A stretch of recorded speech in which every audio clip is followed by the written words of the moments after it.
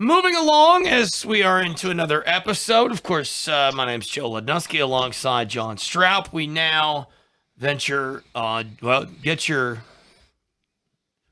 maps out, boys and girls. We are off to Southern Illinois, Edwardsville. Jeremy Spates, head coach, kind enough to take some time, sending 3 guys to nationals. But most of our fan base, or I use that term very loosely, by the way, audience, you're a PA guy, Jeremy. But Missouri at a high school, and you just fell in love with the Midwest? Yeah, I actually went to high school in Oklahoma. Loved my time at Missouri, and then went back to coach with my dad at Oklahoma for 5 years. So yeah, really loved the Midwest. I was up at Cornell for 4 years before I came here, but when they called me here at SIU, I knew I really liked the area and being, having the experience with St. Louis. So was excited to move back to the Midwest, honestly. I apologize. I cannot read my own handwriting. That's okay, though. Not anybody else can either. Now, I want to ask, because you're in a very odd spot, like literally and figuratively. In terms of the MAC expansion, I mean, Ryder and George Mason's not exactly a hop, skip, and a jump for you guys, or vice versa. What's the travel like? Not too bad, because we have the East and the West Coast, or the East and the West divisions, rather. So for us, we have a few crossovers. Like this year, we wrestled Clarion, but we wrestled them down at Gardner Webb. We did a quad down there with Chattanooga as well. And then we wrestled George Mason, but they came over. We wrestled Kent State, and then we went up to Cleveland State and wrestled them and George Mason on a weekend. So, conference tournament, we did have to fly, but we were in the SoCon before we entered the MAC, and every place was far in the SoCon, outside of Chattanooga, which is 6.5. We were taking bus rides 9 to 10 hours every other weekend. So you must be a great recruiter. You must be an awesome recruiter. I think he is. How do you get kids to sign up for a 10-hour bus ride twice a week? Yeah. Well, not twice a week, every other week. So a little bit different. But luckily, we're not in the SoCon anymore. We are in the MAC, so there is a lot closer travel. And then luckily for us, too, we got Coach Daryl Thomas, our associate head coach, is an amazing recruiter. So that's been a leg up for us on the recruiting front. Very good.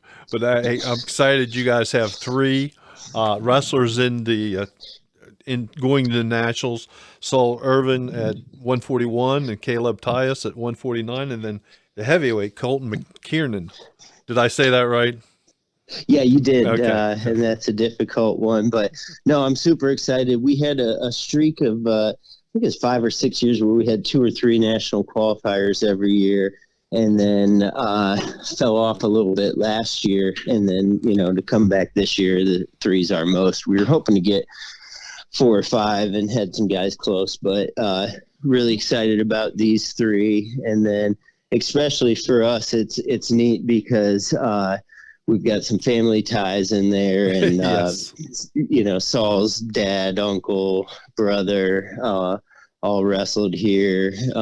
Colton McKiernan, his older brother Jake, is actually our graduate assistant. He just walked in here and gave me the rental van keys a second ago. And then Caleb Tyus, his dad wrestled here as well.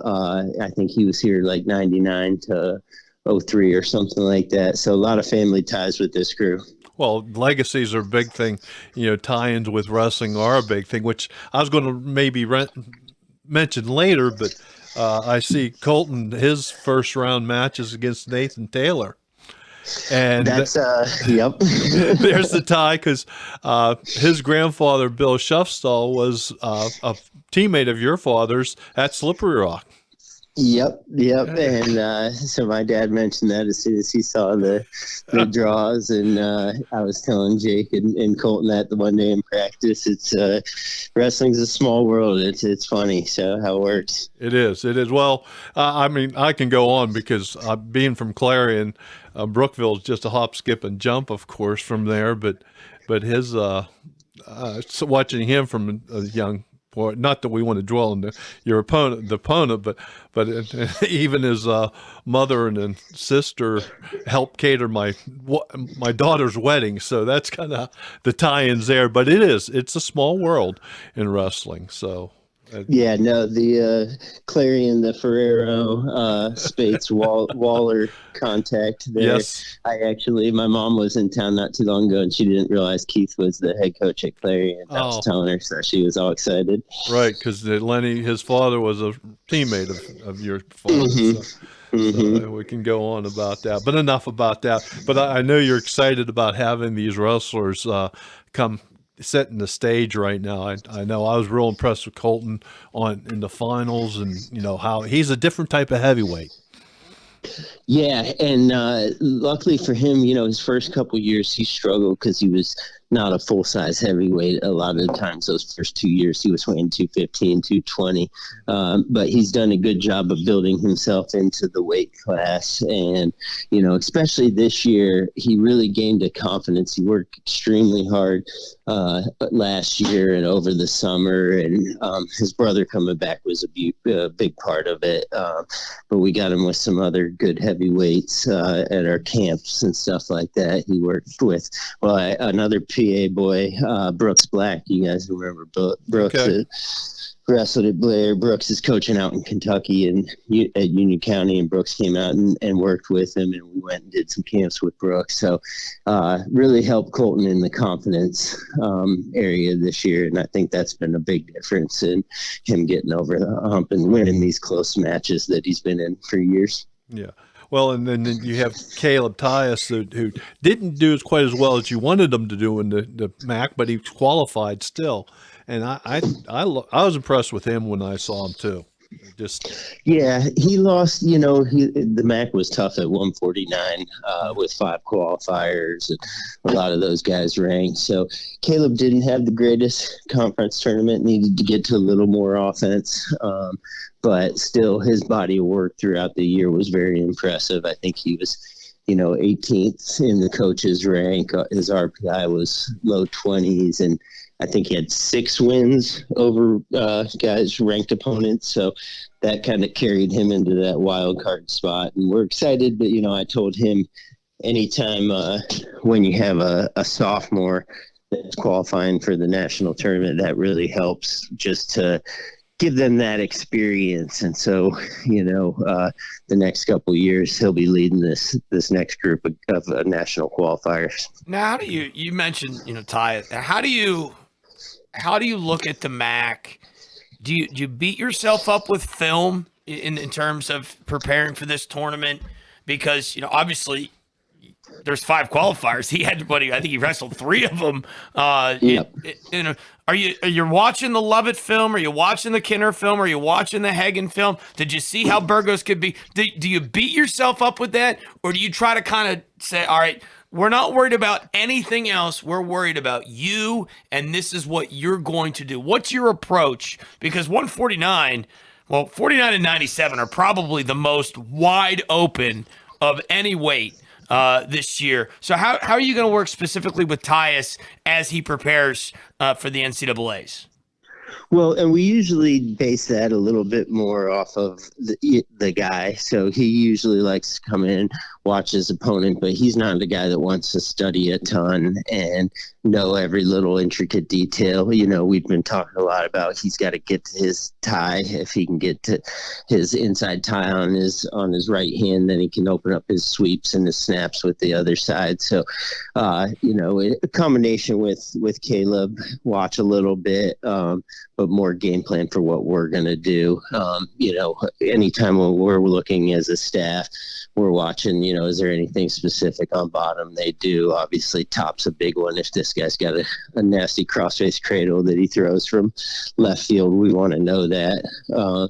But most of our guys are more about wrestling our style and just a few little specific things, with Caleb wrestling, likes a lot of open shots and it's explosive. So we're looking for our down blocks and reattacks. And like I mentioned, still getting to that inside tie and controlling the ties, controlling the pace.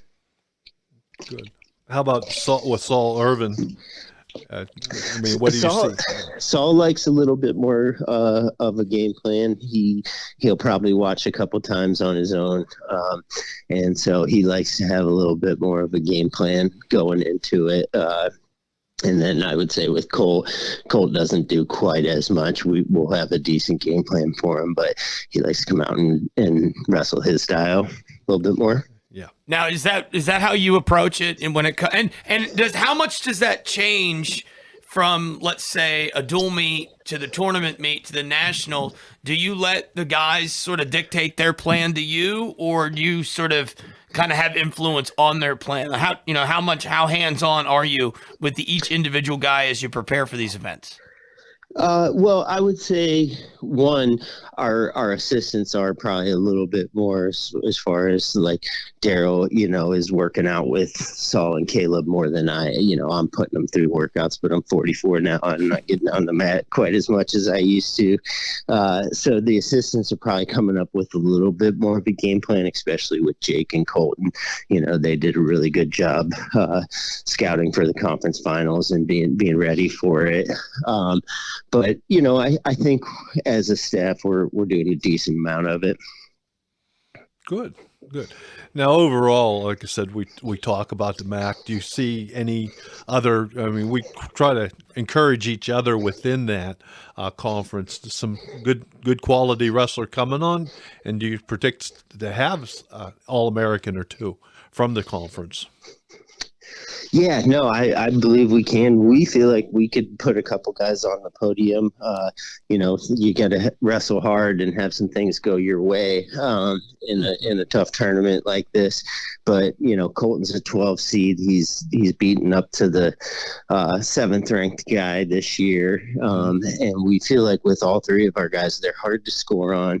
They're all really good on the mat as far as they can get out on most guys and they can ride. A lot of them, all three of them won riding time matches throughout the year. So we feel like we can match up with most anybody at all three of those weights. And then throughout the MAC, you got a lot of tough kids. Obviously, Ethan Laird, I think, has been our highest ranked guy throughout the year. I think he's been top 5 throughout, beat Max Dean earlier in the year. You've got guys like Olenek from NIU, I think, is around a 10 seed, but he could wrestle with anybody in the country.